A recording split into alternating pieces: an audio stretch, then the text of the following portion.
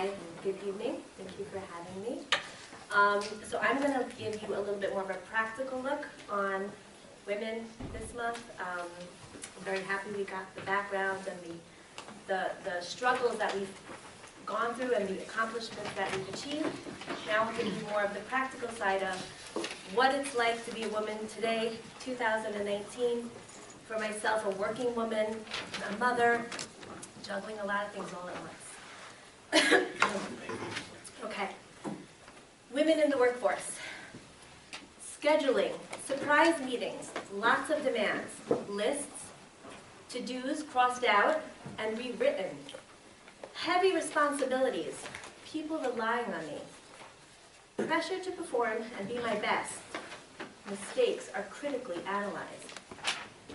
It's 8:30 a.m. and I haven't even left my house yet. So being a mom, a wife, a professional in business sounds like a Ringling Brothers circus act, and it actually is. Have this,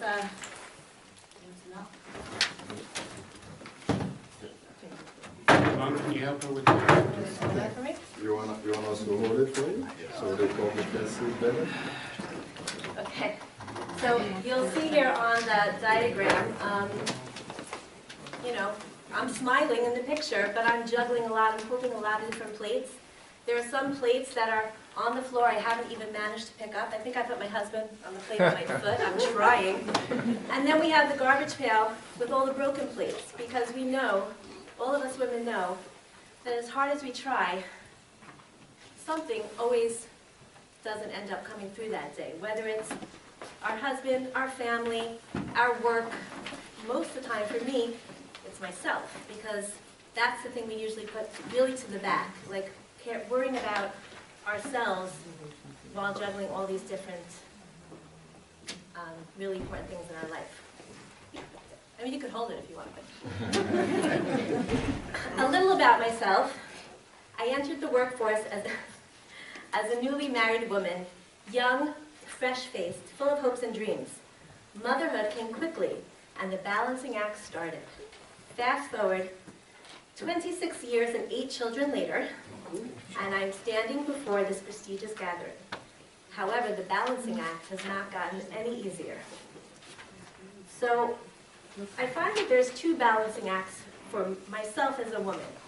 There's the balancing act, right, with all the other responsibilities we have. Whether it's a family, whether it's children, whether it's friends, friendships, we're all always juggling so much. But then there's also a different balancing act, and this is more specific to March being Women's History Month. It's the balancing act between ourselves and ourselves. Let me explain. I am a feminist. However, I don't know if I'm a traditional type of feminist as feminists are today. I truly believe in equality, that we're equal. However, we are different. You know, men and women are different. So I went around the office today and I asked fellow employees what they feel makes a woman special or unique. Quite a few said multitasking, as we see in the picture. But we know multitasking might be an incredible thing that we're able to do, but at what cost, right? We're great at multitasking, we all know that, right, ladies? But at what cost? There's a cost to it. Some of the other answers that we heard today were common sense, intuition, deeper understanding, being very passionate, and a greater ability to be empathetic. So let's go back to what I initially said. Equal but different. So how do we balance that? How do we use our God-given inherent powers and abilities, our depth of patience and understanding, our determination and drive that truly sets us apart in the business world, and balance that with the expectations of a woman in the workforce? If we take a quick look at history, we've definitely come a long way. According to the according to the Harvard Business Review, only 3% of Fortune 500 CEOs today are women. Women, as mentioned earlier, are very underrepresented in leadership positions. We definitely have had some very important famous women over the years, Joan of Arc, Margaret Thatcher. For those of you who know the Purim story, Queen Esther, she was definitely very, very quite the woman. But generally, these are the exception and not the rule. And I was thinking about something else very interesting. Federal holidays. Maybe the mayor could help us with this one. We have Washington's Day, Columbus, Martin Luther King Day, all very important days, but not one yet named after a woman. So we have some more work to do, ladies.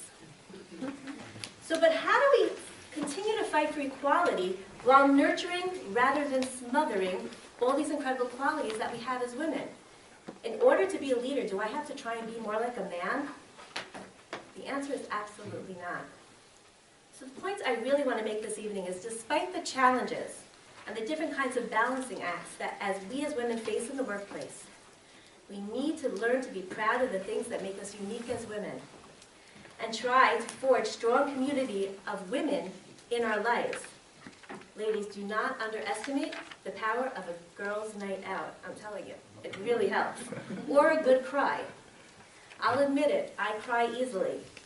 That does not make me weaker or less effective or less capable. I am not afraid to be a real woman, and I'm proud of it. And I wear my womanhood as a badge of honor. Thank you, Mayor, council members, and guests for inviting me to speak before you this evening. And I wanted to end this evening, this speech, with one of my favorite quotes.